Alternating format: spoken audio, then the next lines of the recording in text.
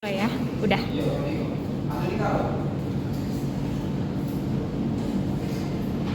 Assalamualaikum warahmatullahi wabarakatuh. Waalaikumsalam warahmatullahi wabarakatuh.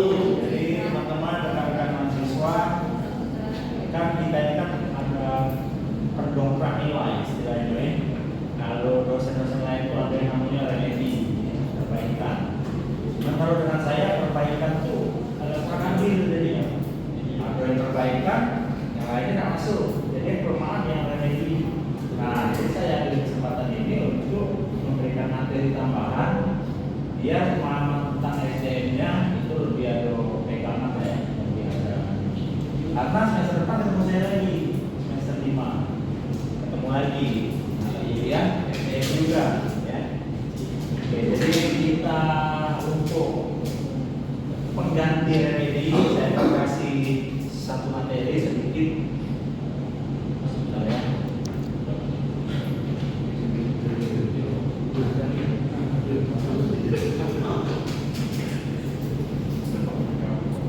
Nah, ini kuliah singkat padat jelas. Saya akan mencoba pakai metode deskriptif kuantitatif. Jadi saya jelaskan mulai dari poin filsafat sampai poin awal. Ya cepat, awal langsung ke ujung. Apa ujungnya? Manfaat. Nah, ya.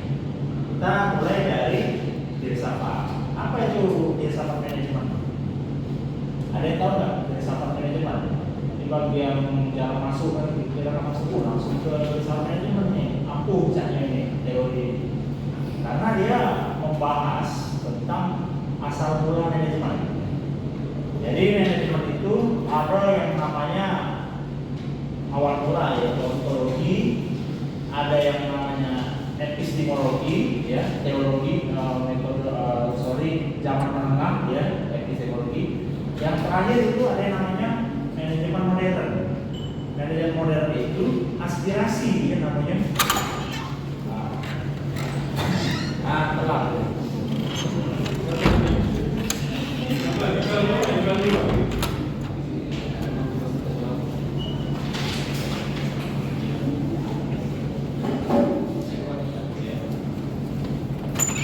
Dan lalu ada yang namanya ontologi, ada yang namanya epistemologi, dan ada yang namanya modernisasi administrasi. Sekarang pertanyaannya, manajemen itu dari mana asalnya? Biar kita tahu nih fungsi manajemen itu apa. Kan Bapak semua 1, 2, 3 saya tidak masuk kemarin kan? Tidak masuk kan? Nah, bahas soal apa manfaat manajemen. Kita tidak perlu buru-buru. Oh Pak, cara hitung dia lupa. Ya hitung mudah lah WMR tidak soal tadi kan. WMR tambah insentif bla bla bla bukan. Nah, yang mahasiswa pengen capai itu adalah CPMK, capaian pembelajaran atau real. Apa CPMK? Kalau lulus baca diterapkan, itu intinya. Bukan mengetahui UMK, bukan belajar UMK. Kalau sekarang kan kita belajar filsafat manajemen dari mana asalnya dan itu apa. Nah, saya sini berdasarkan teori filsafat administrasi, ada yang namanya kalau manusia itu ya. Pada waktu dia berkenalan dengan orang ada tujuan dengan kenalan ngobrol. Itulah administrasi. Kalau saya ketemu dengan Bapak Pak Juniper itu misalnya membuat satu organisasi, Pak organisasi itu kamu kita dirikan, kan begitu kan? Kalau berpikirnya Pak kita sama siapa bukan mikir itu impossible. Jadi tidak ada yang seperti itu kecuali orangnya agak kurang normal. Jadi dia membuat sesuatu tanpa harus dipergunakan. Besok tidak tahu kamu. Dia lupa ingatan. Nah, itu kan beda. Kalau manusia normal masih ada tujuan. Itu yang pertama. Yang kedua, dalam administrasi manajemen ada yang namanya pencapaian tujuan. Mencapai tujuan. Kita lihat. Karena ini kuliah singkat padat dan jelas. Pencapaian tujuan saya arahkan ke undang-undang langsung begitu. Undang-undang. Kalau dengan undang-undang, nah ini tadi yang saya bilang, saya berkenalan dengan bapak baju hitam tanpa aturan. Nah, ya, kalau udah kan undang-undang, itu dia filsafatnya. Jadi untuk melewati era teologi, epistemologi, administrasi manajemen, kita harus membuat sesuatu aturan. Kalau tidak, dia pakai hati nurani terus. Yo, kalau hati nurani manusianya baik, ada tabiat jahat, nah, itu kan, korupsi segala macam itu. Itulah karena dia tidak patuh undang-undang dan tidak belajar filsafat manajemen. Dalam pelayanan publik itu administrasi. Kalau dia tidak belajar filsafat, dia melanggar undang-undang dan melanggar hati nurani. Karena nilai-nilai epistemologi tidak dipatuhi dan nilai-nilai modernisasi pembuatan undang-undang tidak dipatuhi. Tuh, nah, ada handphone siapa itu? Ya, kita lanjut. Oke. Undang-undangnya apa Pak? Kalau SDM gitu. Sekarang kita melihat salah satu faktor ya, kita tidak akan sempat membahas semua variabel SDM. Kalau variabel SDM itu bahas risiko, pimpinan, upah, ada yang namanya penggajian, kompensasi, ada yang namanya iklim, bukan iklim cuaca, iklim organisasi. Nanti kita bahas motivasi ya, tidak cukup waktu karena setiap variabel itu 3 pertemuan standarnya. Ya. Nah, ini kan pertemuan terakhir, jadi kita semacam remedi, flashback dari awal sampai akhir dalam waktu yang sesingkat-singkatnya. Oke. Nah, kita berikutnya ini belum keluar ya. Oh, sorry. Layarnya sebentar ya. Ini Pak. Rumah. Ada yang Pak. Ada yang ya? Sorry, tak apa.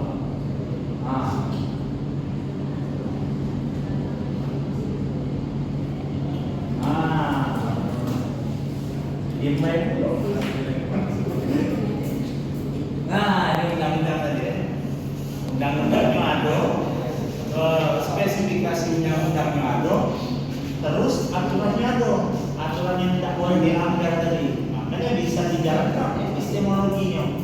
Karena rambut kan kita galau, cuman isi kepala manusia beda-beda. Makanya dumonya undang-undang tadi ya. Nah, itu yang berdasarkan filsafatnya banyak, tapi waktunya tidak akan cukup ya. Jadi saya persingkat dengan aturan mengikat. Oke. Next. Saya langsung ke pendapat mahasiswa.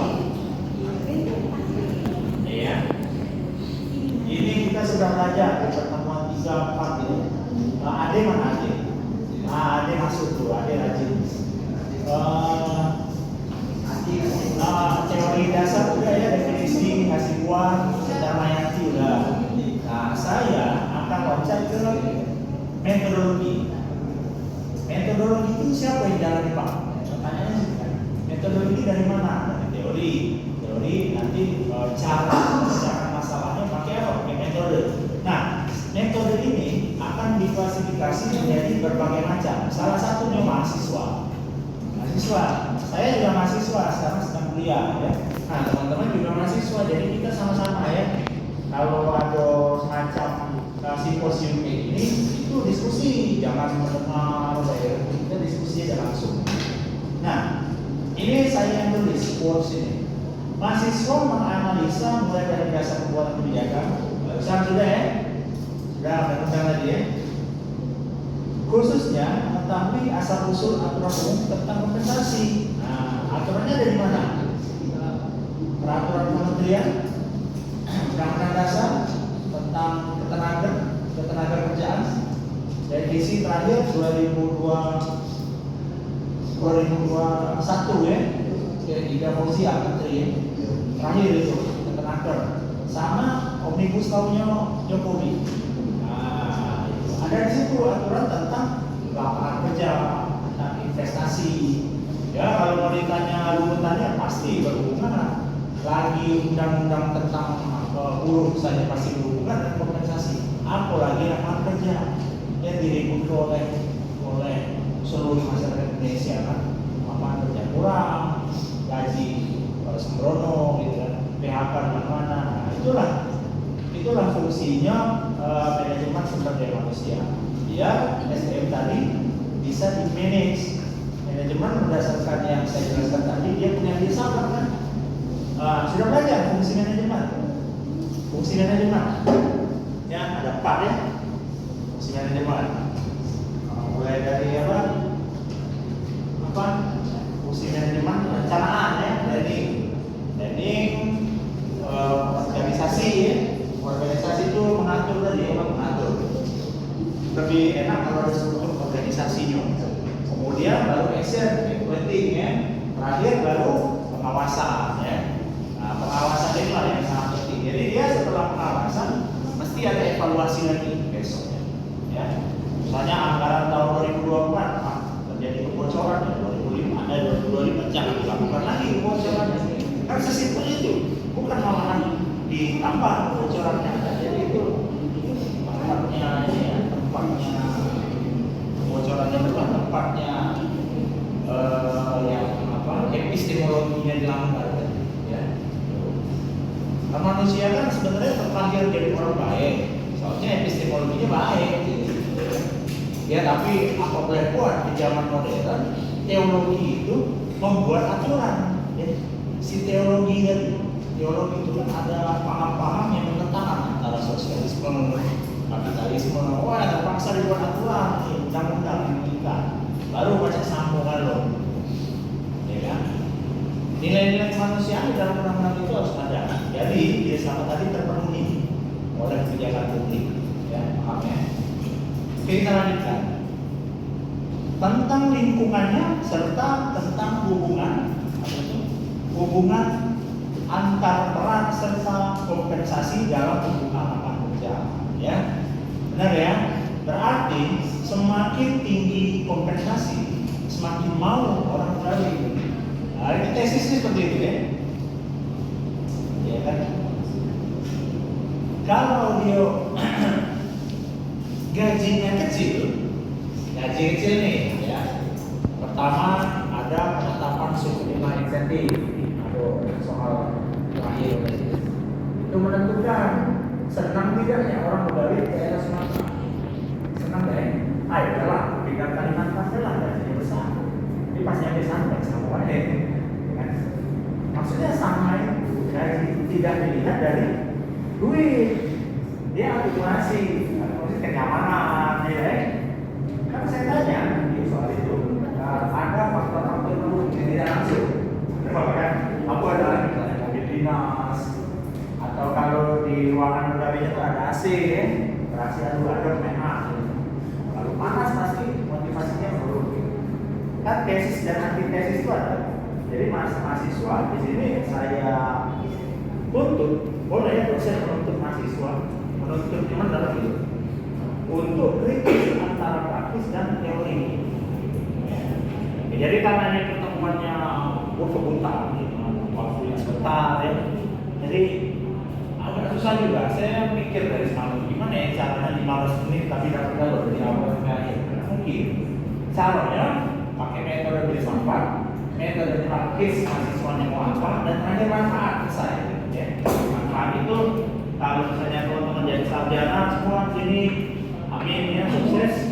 Ingat kemarin materinya aku pelajaran manajemen itu manfaat. Berarti visi misi yang ada di CPMK itu tercapai.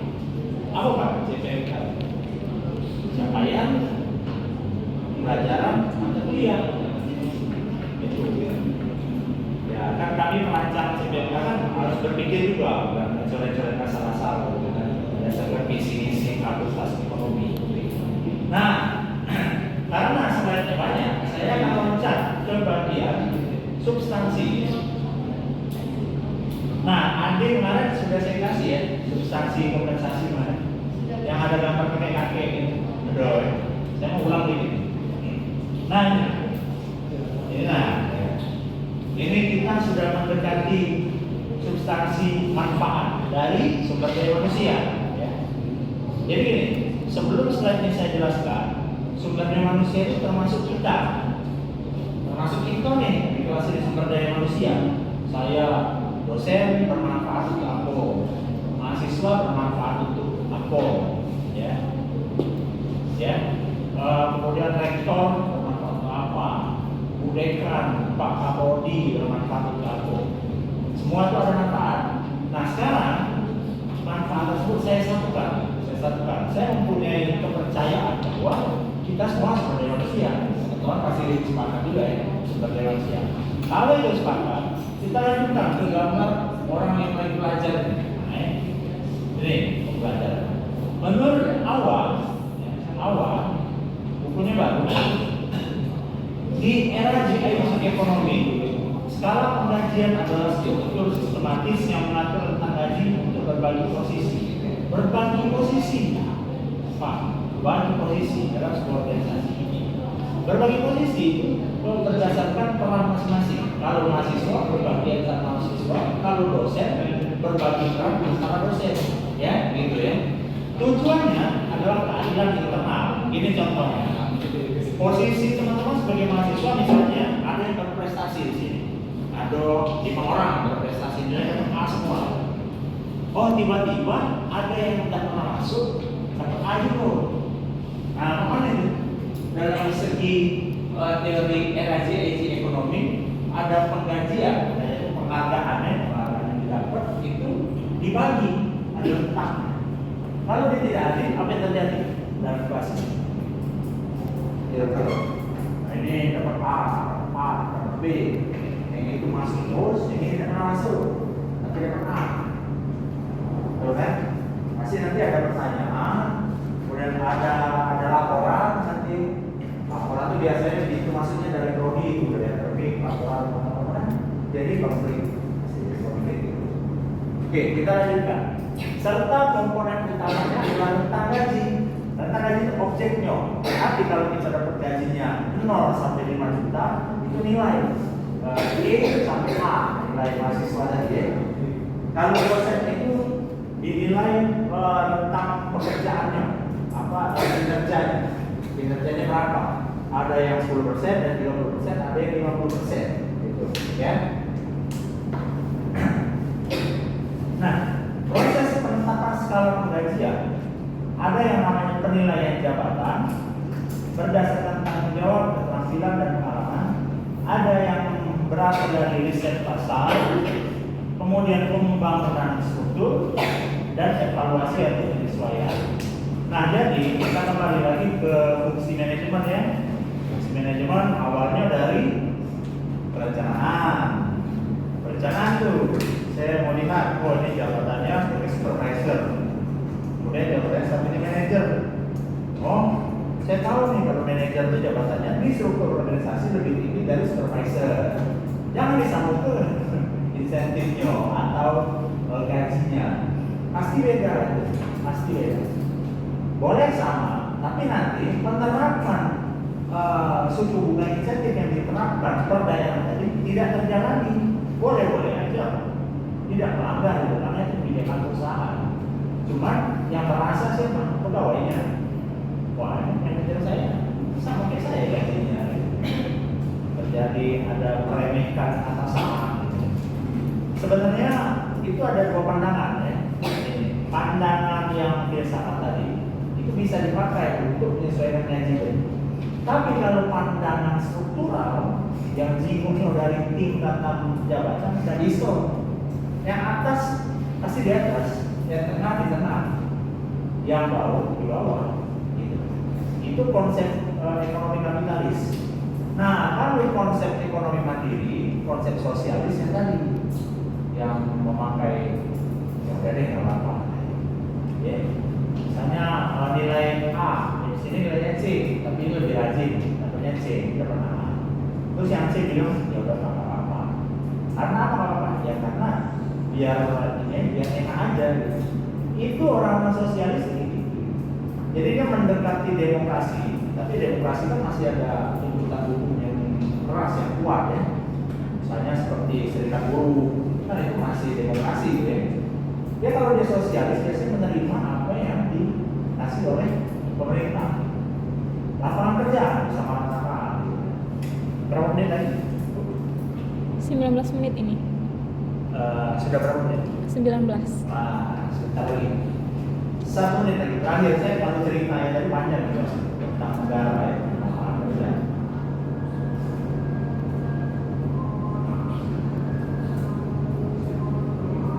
Nah, ini yang tadi sudah dikumpul ya ujian. Karena ini ada jawabannya di sini. Ada jawab. Jadi inilah Dio, ada pertimbangan Pak, pertimbangan epistemologi dan pertimbangan ekonomi kapital. Ekonomi kapital ini sudah dibahas sejak revolusi industri di Inggris. Pak. Jadi, ya silakan. Apa?